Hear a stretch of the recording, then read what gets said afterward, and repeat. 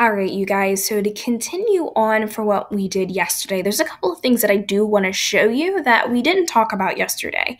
And that is all about blending modes, because that is going to be super important, and also opacity or transparency. So I'm going to go with my direct selection tool over to this branch right here, and I'm going to select on this like main part, okay? We go over to my layers panel, we can scroll until we find out where it exactly is. And as you can see, it's right here. If we go to our properties panel and we go to opacity, we can see that the blend mode is normal and the opacity is 100%. If I changed the opacity mode to, let's say, lighten, I'm going to zoom out for you, you can see how that's changed there. And I'm just going to scroll through and show you some of the different options. We can go darken, multiply, color burn, screen, and it is blending with the colors that are behind this layer. Overlay, we can do a whole bunch of different things here. I want to show you this because you can play with this to make your design a little bit more unique. We also can adjust the opacity. So say we wanted to have a normal blending mode for this main branch, but we wanted to turn the opacity down so it's not as strong of a dark blue. We can turn that down.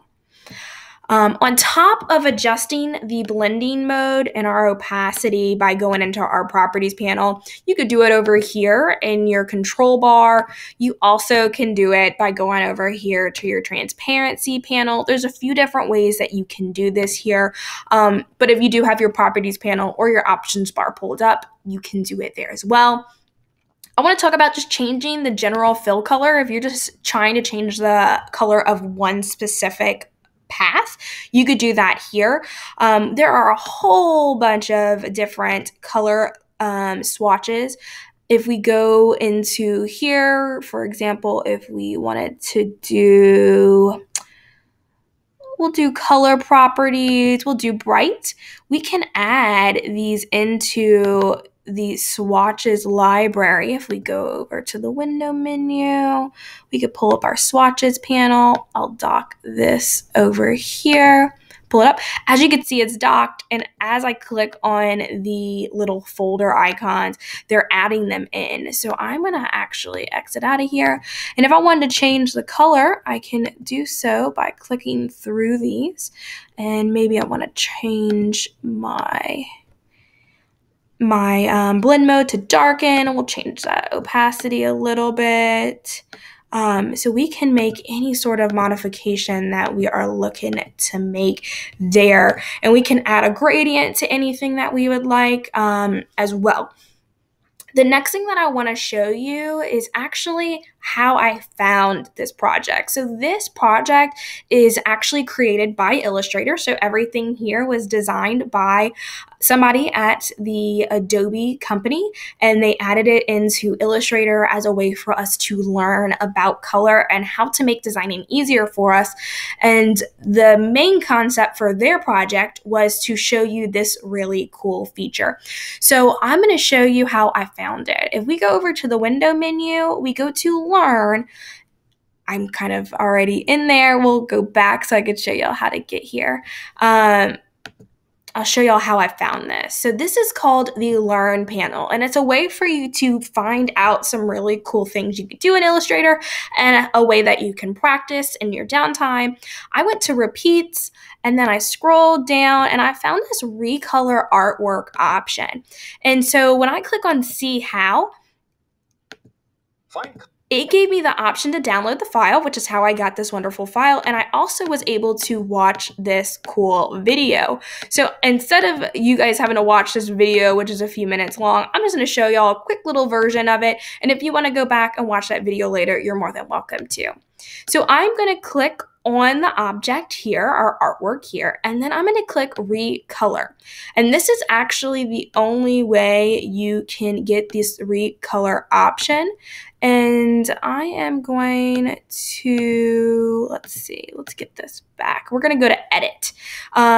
And when I do this, yours may be a little bit different than mine, and that's absolutely fine. But when I go to edit and I click this drop down arrow, it gives me a whole bunch of different options. And as you can see, it recolors my entire image, which is super, super cool. So instead of me having to go through and choose a whole bunch of different colors like we did yesterday, I can go in and make those modifications myself. I can even add in color swatch groups, and I can choose from them how this gets edited. And as you can see, if I go in, it's making different modifications depending on what I'm selecting.